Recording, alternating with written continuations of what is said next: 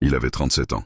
Il avait refusé la climatisation pendant que son peuple mourait de chaleur. Et c'est précisément pour ça qu'ils l'ont tué. Thomas Sankara naît en 1949 dans un pays que le monde appelait Haute-Volta. Un pays pauvre, dépendant, invisible. Mais lui voyait quelque chose que les autres ne voulaient pas voir. Il voit l'injustice, il la nomme, et il décide, très tôt, qu'il ne se taira jamais. À 33 ans, il prend le pouvoir. Pas pour s'enrichir, pour tout changer. Il renomme son pays. La Haute-Volta devient le Burkina Faso, le pays des hommes intègres. Ce n'est pas un symbole, c'est une déclaration de guerre aux élites corrompues, aux anciens colonisateurs, à tous ceux qui avaient prospéré sur la misère de son peuple. En 4 ans seulement, il plante 10 millions d'arbres pour stopper la désertification. Il vaccine 2 millions d'enfants en quelques semaines. Il redistribue les terres aux paysans. Il interdit aux fonctionnaires les voitures de luxe. Il vend les Mercedes présidentielles et il achète des Renault 5. Il dit « Je ne veux pas laisser derrière moi une route goudronnée.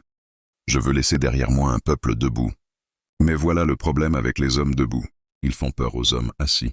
Il monte à la tribune de l'ONU. Et là, devant les grandes puissances du monde, il refuse de payer la dette africaine. Il dit que cette dette a été construite pour maintenir l'Afrique à genoux. Que rembourser, c'est accepter la servitude. La salle est silencieuse. Les ambassadeurs se regardent. Ce qu'il ignorait, ou peut-être qu'il le savait très bien, c'est que ce discours venait de signer son arrêt de mort. Le 15 octobre 1987, il est en réunion. Des coups de feu éclatent. Son meilleur ami, Blaise Compaoré, celui qu'il appelait son frère, venait d'envoyer ses hommes. Sankara sort les mains levées. Il dit à ses gardes, « Ne tirez pas. C'est moi qu'ils veulent. 12 balles. 12 balles pour tuer un homme qui n'avait jamais possédé de compte en banque à l'étranger. Son corps est enterré en secret. Son nom, effacé. Son histoire, censurée pendant des décennies. Mais voilà ce qu'il n'avait pas prévu. On peut tuer un homme. On ne peut pas tuer une idée. » Aujourd'hui, des jeunes à Dakar, à Kinshasa, à Paris, à Montréal, portent son visage sur leur t-shirt, récitent ses discours par cœur. Prononçons son nom comme une prière, Sankara n'a pas perdu. Il a simplement été trop tôt. La leçon la plus brutale de sa vie n'est pas sa mort. C'est ceci, le système ne déteste pas les révolutionnaires parce qu'ils échouent. Il les déteste parce qu'ils réussissent.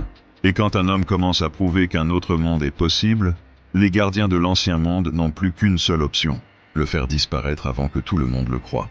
Thomas Sankara avait une phrase, une seule. Elle résume tout. L'esclave qui n'est pas capable d'assumer sa révolte ne mérite pas qu'on s'apitoie sur son sort.